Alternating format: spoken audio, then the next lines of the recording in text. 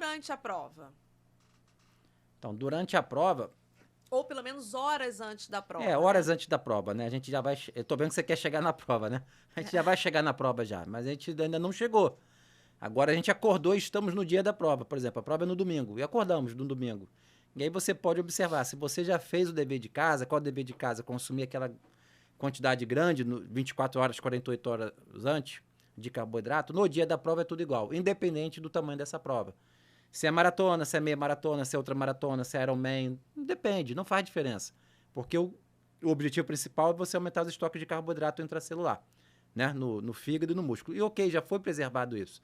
Então, como vocês podem observar aqui, no dia da prova, o que se considera, em linhas gerais, é isso. Bom, o seu pré-treino ou pré-competição tem que ser rico em carboidrato, mas pré-treino pode ser muita coisa. O que é o pré-treino? Quanto tempo antes? Então, a gente está falando de 4 horas antes, 3 horas antes, 2 horas antes, 1 hora antes, meia hora antes. Então, é exatamente isso. Quanto mais distante da prova, por exemplo, 4 horas, a ideia geral é que você poderia consumir 4 gramas de carboidrato por quilograma de peso corporal. 3 horas antes da prova, 3 gramas de carboidrato por quilograma de peso corporal, 2 horas, 2 gramas, 1 hora antes, 1 grama. E aí, para você escolher um determinado horário. Não é para consumir, por exemplo, a prova é 8 da manhã. Às 4 da manhã, 4 horas antes, consumir 4 gramas de carbo quilograma peso por hora. Não, nada a ver. Aí às 7, consumir 3, né? Aí vai aproximando da prova, 8 da manhã, consumo 2, 9 da manhã, que é o horário da prova, 1 grama de carbo. Não, aí já consumiu muito carbo, é impossível. É, dentro da rotina dele, escolher um determinado horário. Em geral, os atletas de endurance mesmo, as provas são de manhã. Você, por exemplo, pegar um Ironman da vida. Ele começa às 7 da manhã, 6 da manhã. Então, alguns atletas, ou boa parte dos atletas, realmente acordam 3 da manhã para consumir carboidrato. E às vezes até já tomar um café, uma cafeína, mas consumir o carboidrato. Pô, Thiago, tem essa necessidade toda? Olha, é interessante porque o que acontece? Você bem sabe, durante a noite de sono, o glicogênio hepático, que está ali para manter a glicemia, ele é depletado parcialmente.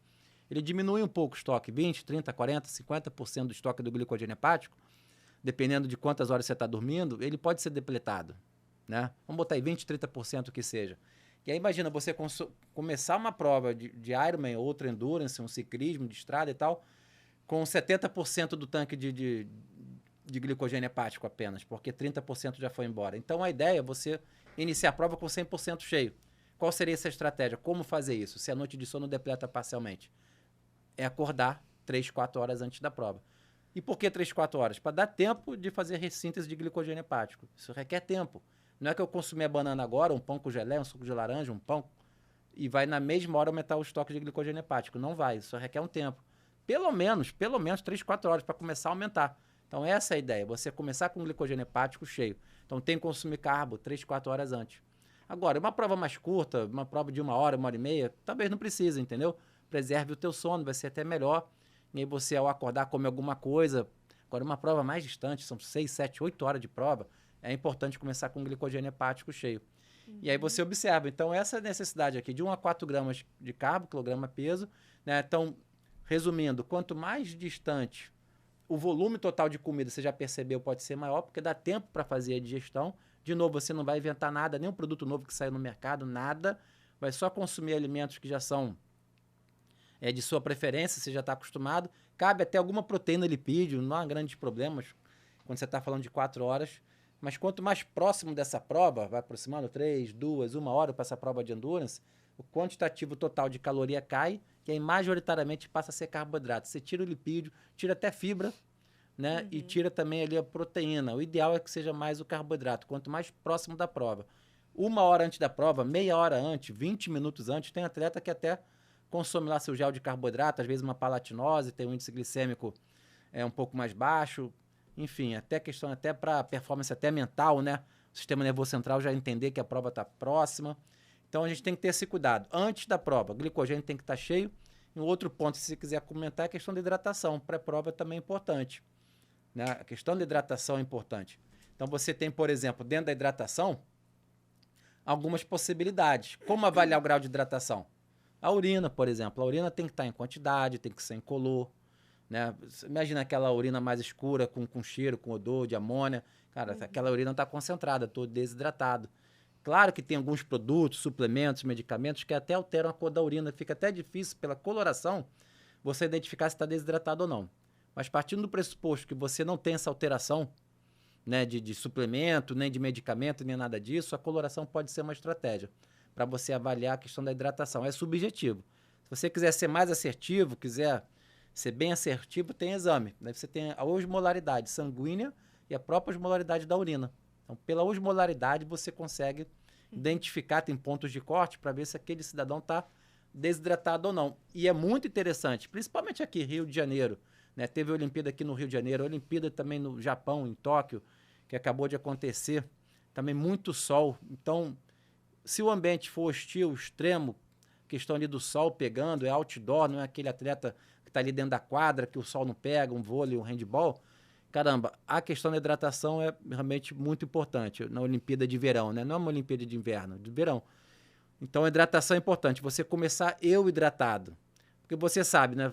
Você poderia até comentar alguns problemas aí da desidratação durante o esforço. O cidadão está desidratando, normalmente ele pode perder performance, principalmente no ambiente quente. Se ele desidratar 2, 3%, ou seja, perder 2, 3 quilos de peso corporal, né, para cada 100 quilos que ele tenha durante o esforço, isso já está correlacionado com perda de performance. Tem toda a questão do sistema cardiovascular envolvido. E se for no ambiente frio, a performance também pode cair com a desidratação. Na questão do endurance, né? E aí, mas aí parece que uma desidratação um pouquinho maior, de 3 a 5% de peso corporal, para perder a performance no endurance nesse ambiente mais frio. Atletas de força-potência, que não é tanto o videocast daqui, mas parece que não perde tanta força nem potência, não. O negócio é mais com endurance, que tem a ver com o sistema cardio. Você pode comentar um pouco essa relação. O ponto central que eu acho que é importante a gente frisar é que a termorregulação é um fator-chave, né, para a performance. A termorregular é um fator-chave porque, na verdade, o que a gente faz quando começa a fazer exercício físico é gerar muito calor. Né? Então, se a gente está falando de atleta, de prova, a gente está pensando no máximo que esse atleta estaria dando ali naquele modelo de esporte, né? Então, ou seja, a geração de calor ali está sendo intensa e a gente precisa, quando fala de suplementação esportiva, a gente precisa suprir as demandas, né? A gente, claro que está falando de carboidrato, mas no decorrer da suplementação de carboidrato, você tem ali como suplementar um pouco de água, né? Digamos assim, né? Introduzir água, até porque eles têm uma interação muito importante, né? Entre essas duas substâncias, carboidrato e água. Né? Até o acesso ao tipo de carboidrato, a água ali facilita e você, como se você resolvesse, né? Tentar sanar ali dois problemas de suplementação de forma simultânea. Mas você tocou no ponto, né, dos perigos da desidratação. Pensando no atleta de endurance especificamente, né, o volume de sangue circulante ele é muito importante por questões óbvias do processo de oxidação e do processo de captação de oxigênio e oxidação do substrato, seja ele qual for. Tá certo? Então, o sangue é o carreador, né? E aí, quando a gente pensa em indivíduo desidratado, o indivíduo está perdendo água, essa água está saindo dos fluidos corporais. Tá certo? Então, a água que a gente perde, né, o suor que a gente tem ali e aumenta em grandes quantidades no momento da atividade física, principalmente no momento da atividade física num ambiente quente, num ambiente úmido, né, de repente num ambiente fechado, enfim, você perde água dos fluidos corporais. E aí o sangue é um dos que está sofrendo, digamos, com isso. Tá certo? E aí você encontra um problema, né, que é manter o fluxo sanguíneo, manter o abastecimento de oxigênio para os tecidos diversos, não é só o tecido muscular, tá certo? Incluindo o coração, o sistema cardiovascular como um todo, o sistema nervoso central e outros. E a gente tem que fazer algumas estratégias para diminuir, né, ou pelo menos atenuar essa perda de água que vai ocorrer para manter a nossa temperatura corporal. Tá? Então, sim, a performance ela é impactada, você começa a ter um trabalho cardíaco à medida que você tende a perder mais água, né? O trabalho cardíaco ele é aumentado, porque o coração acaba tendo que contrair mais para manter o mesmo fluxo sanguíneo que está tendendo a se perder em função da desidratação. Né? Ou seja, a queda do volume plasmático. A frequência cardíaca aumenta, né? Isso, a queda do volume plasmático, né? Para ser mantida, para manter o mesmo trabalho cardiovascular, você precisa aumentar a contratilidade cardíaca e isso se reflete pela frequência cardíaca, né? Então, na verdade, você vai tendo vários elementos ali que vão, né, sendo adicionados. Então, você tem o aumento da frequência cardíaca, você tem o aumento da pressão arterial para a mesma tarefa, tá certo? Que já representam um estresse cardiovascular mais elevado do que o indivíduo precisaria para manter aquilo, tá certo? E isso vai dando um trabalho metabólico até maior para o indivíduo, né? Então, dependendo do percentual de desidratação, como você colocou ali, de 2 a 3%, já é evidenciado queda na performance do indivíduo. E quanto maior for esse grau de desidratação, né, quanto maior o percentual de desidratação, mais rapidamente ele vai perdendo performance, vai entrando em fadiga, por um mecanismo, na verdade, até de defesa do nosso corpo, que é fazer com que esse cara pare de fazer exercício. Tá certo? E o